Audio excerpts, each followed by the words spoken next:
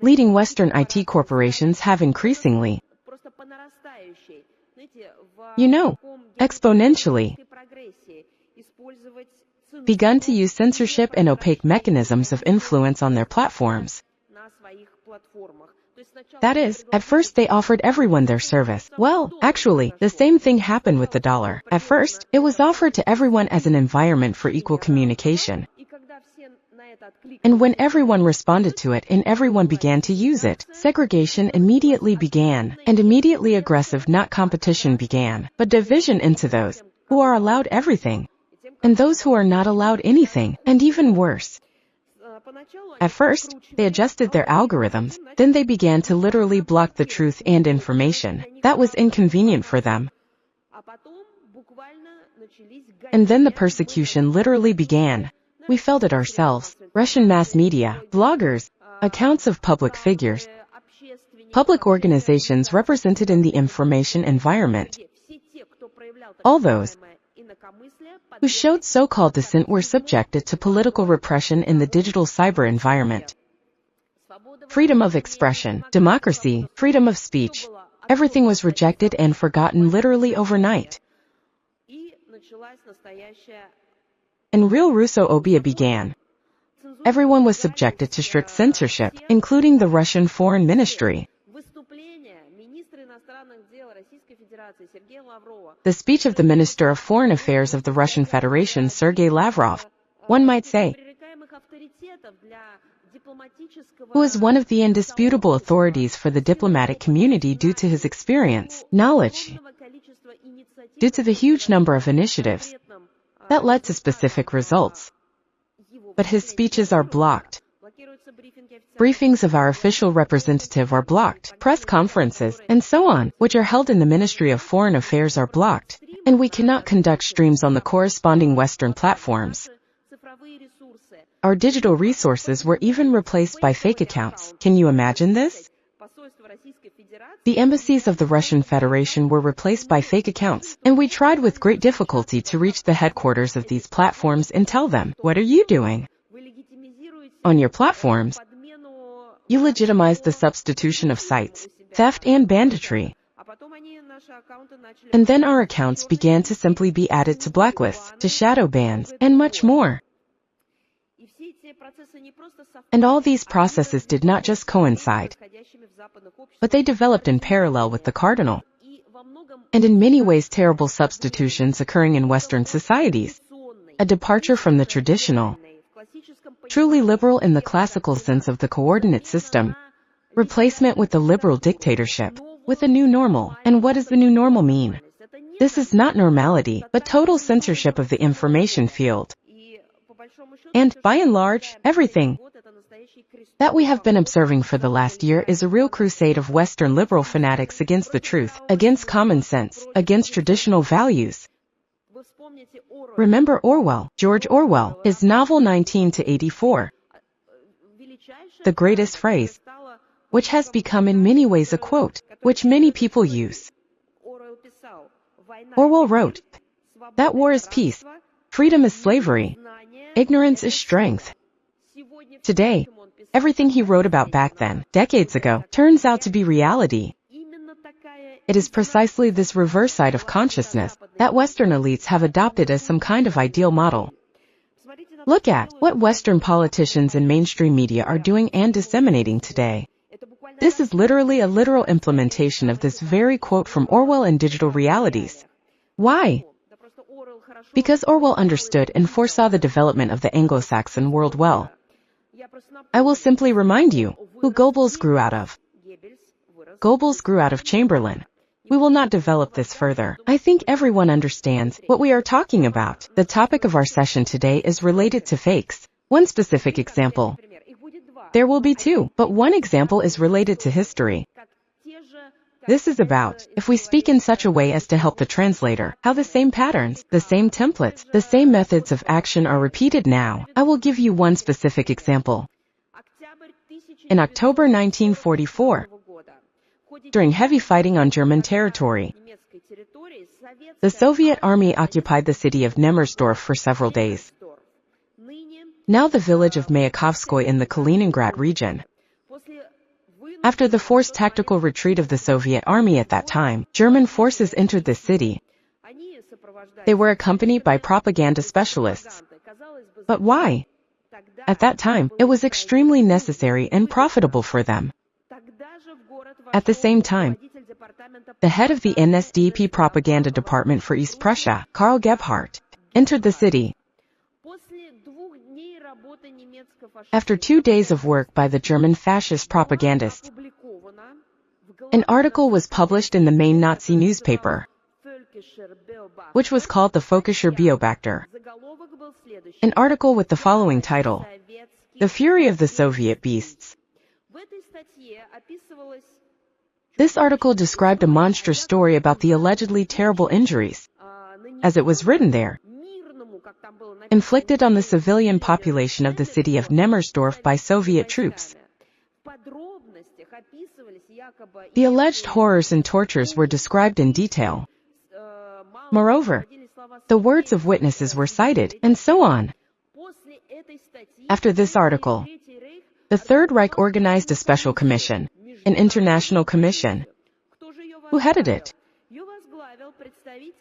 It was headed by a representative of the pocket government of Estonia at that time.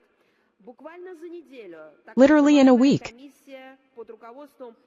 the so-called commission headed by the Estonian Jalmar May published a report. Can you imagine? Just a couple of days, and the report was ready. In this report, all the blame for 1944 was placed on Moscow by the Nazis. At the end of 1944, May's report became one of the most quoted documents of Goebbels' propaganda. Copies of this report, were sent in all foreign languages to all agencies of the world, and they quoted them. At the highest level in Berlin, an order was given to use, as they said, the Nemmersdorf case as evidence of the alleged atrocities of the Soviet troops. Then the war ended, and many historians asked themselves, was it really so? Is this report true? What is it based on? German war historian Burkhard Fisch himself fought in the battle for the town of Nemmersdorf, and he admitted that after the bodies were discovered, the German side made no attempt to identify them.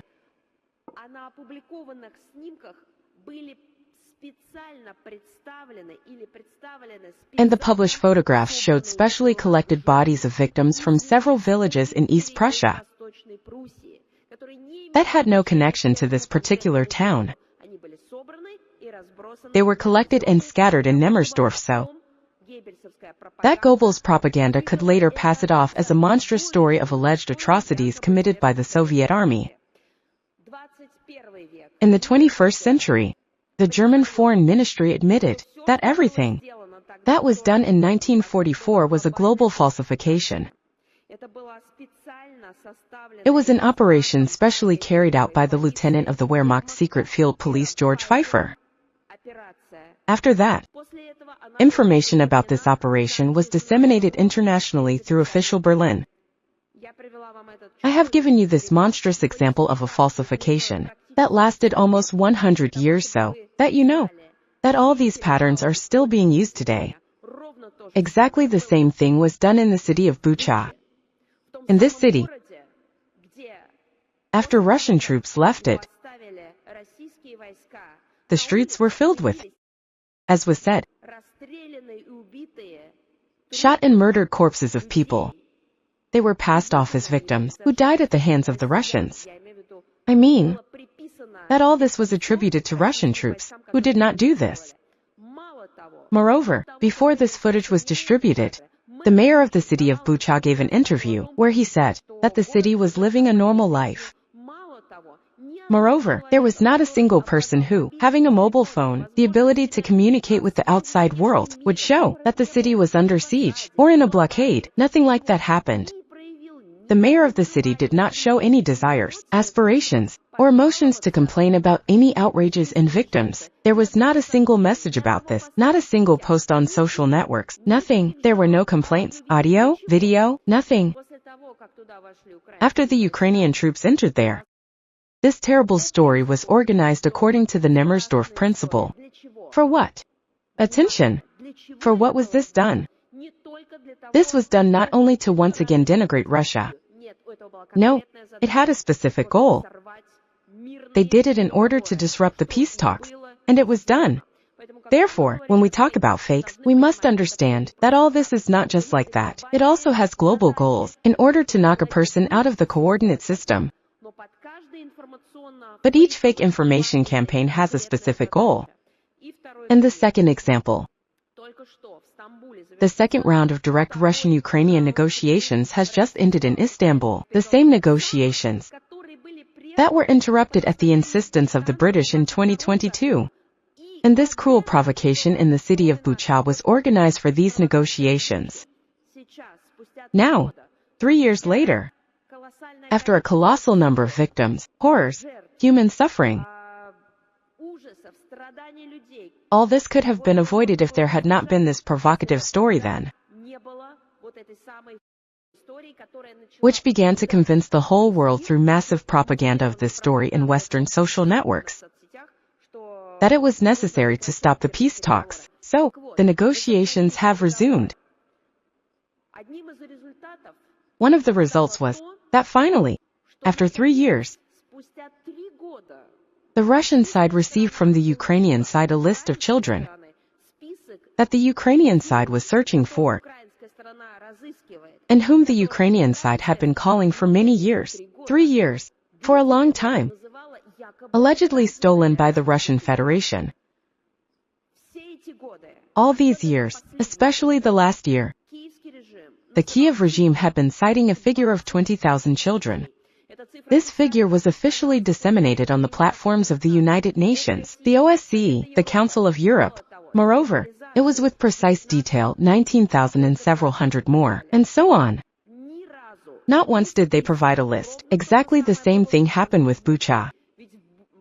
After all, regarding Bucha, the Minister of Foreign Affairs of the Russian Federation, Sergei Lavrov, several times orally and in writing during negotiations, asked, for example, the Secretary General of the United Nations, Mr. Guterres, to use his opportunities and provide a list of the names of these victims. This was not done. There is no evidence, not a single media outlet, which has repeatedly come to Bucha from Western countries. There is no video footage of who these, as they say, murdered victims were, where their graves are, where their families are, who their relatives are. The same with this figure of 20,000 allegedly stolen children. No names, no specific stories, nothing. We received a list. There are names of 339 children on this list. For our country, every child matters, regardless of their citizenship or nationality. We are working on this list. And today I started with an example of the evacuation of children since 2022. After all, then we evacuated and helped to save not only Russian citizens, but also children, including Ukrainian ones, whose parents found themselves in different countries, in different situations. For us, every story of every child matters. I repeat, regardless of nationality. And we have repeatedly confirmed this. 339 instead of 20,000. Here is a concrete example of what falsifications and fakes lead to. This is a terrible confession. This is terrible proof of how, by manipulating information, you can bring entire continent, and this is the European continent, to global catastrophes. You know, I would like to conclude my speech by saying that today this is not just a specific, targeted work to refute fakes. We do this not just out of love for art, not because we have such opportunities. And Mr. Tabak will tell you about our opportunities in detail today, but because we are on the edge, and maybe even for cream. No matter how we take a step involuntarily, they push us, the entire planet, and the entire world to abandon the truth, to sign that we are ready to live in a world of lies and pseudo-truth, to swear allegiance to lies. We will not do this. There are many professionals, investigators, journalists, information specialists here, and I urge each of you to fight for the truth, to get to the bottom of the truth and not to give up. Thank you for your attention.